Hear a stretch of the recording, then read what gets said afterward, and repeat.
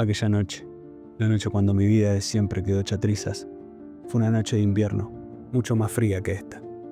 Tan fría que la casa toda estaba herméticamente cerrada.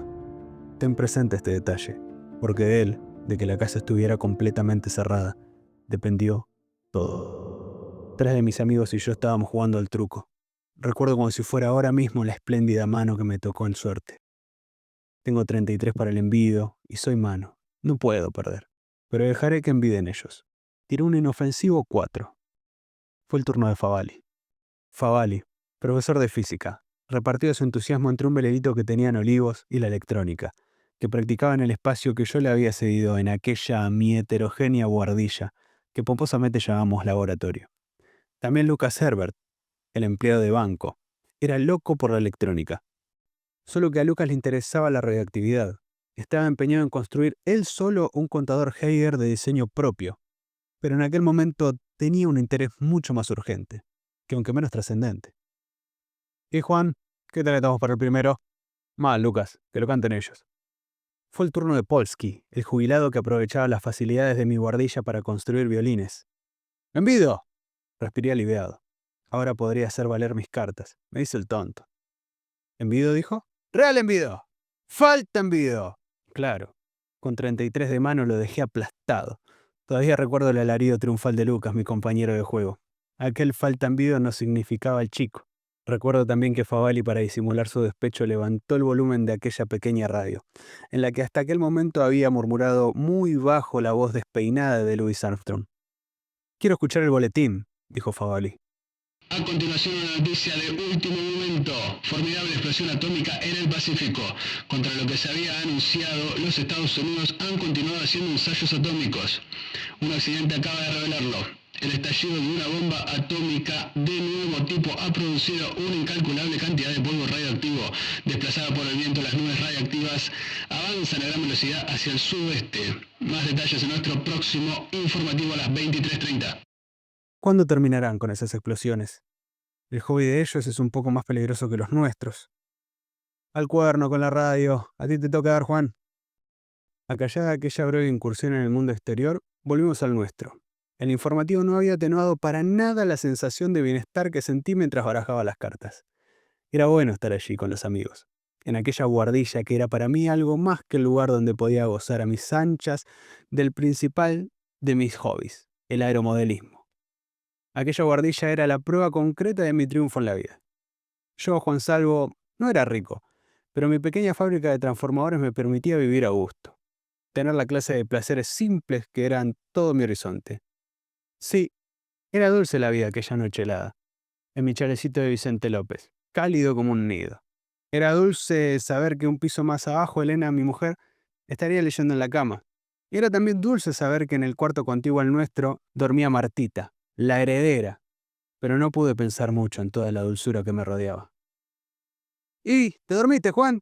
Favali era de poca pulgas y disimulaba muy mal la furia de la reciente derrota. Ya va, Fava, ya va. Empecé a dar las cartas, aunque sin dejar de gozar lo entrañable de aquel momento. Los 4 allí en la guardilla cálida, bien reparados de la helada que afuera, en el jardín estaría mustando las plantas. Separados del mundo como si el chalecito fuera una isla en la que apenas sí llegaban los ruidos de la avenida cercana. El desembrague quejumbroso de un colectivo nocturno, el taconear de una pareja huyéndole al frío, el raudo pasar de un auto que aprovechaba el poco tránsito. De nuevo tuve que volver a la realidad prosaica del truco. ¿Estás en Bavia, Juan? Hemos cantado Falta Envido. Disculpen, hoy estoy... Un ruido violento que vino de la calle me interrumpió. ¿Qué fue? Pareció un choque. Me pareció oír un grito. Voy a ir a ver. Tú te sientas, Juan. Habrá sido un encontronazo entre 2 autos. No por eso vamos a interrumpir el juego. Te dije que cantamos Falta Envido. Olvidado lo del ruido, miré mis cartas. 3 cartas del mismo palo. Tengo flor.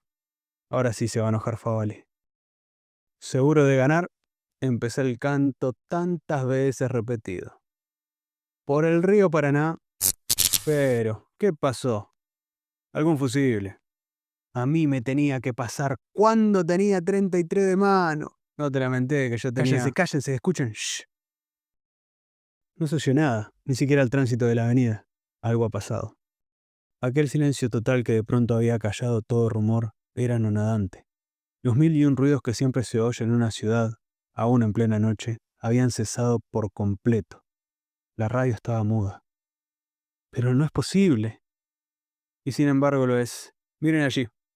¿Qué les dije? El ruido que escuchamos fue un choque. Abre la ventana, Lucas. No, no abras, Lucas. ¿Pero por qué? Hay algo en el aire. ¿No ven que parece estar nevado? Tiene razón, Lucas. Parece una nevada fosforescente.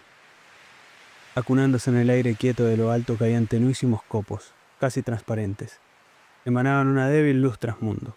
Todo hasta donde se podía ver se cubría de aquella nevada. Nevada irreal, nevada de dibujos animados.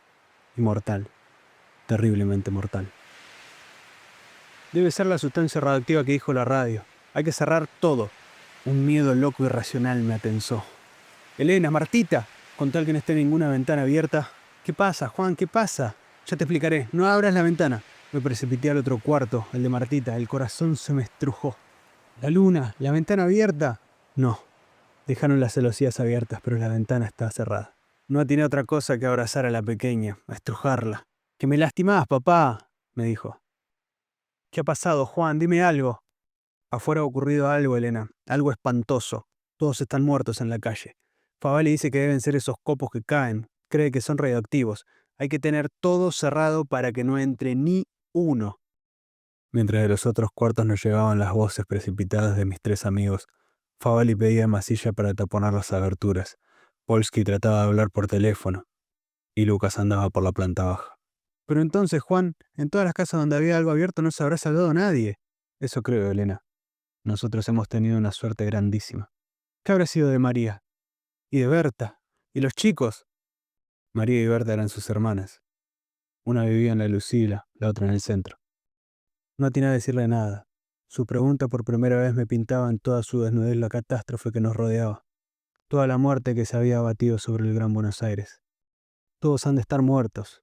Todos, o casi todos. Mis tíos, mi primo Guillermo, Nicolás mi amigo, y todos los otros. Toda la gente que yo conozco. Así debió ser Hiroshima y Nagasaki. Una parte de mi cerebro con curiosa frialdad conservó la objetividad a pesar de tanto espanto. Recuerdo que en aquel primer momento no tuve sensación de pérdida, de dolor. Casi todas las autoridades habrán perecido también. «El teléfono, tengo que hablar con María.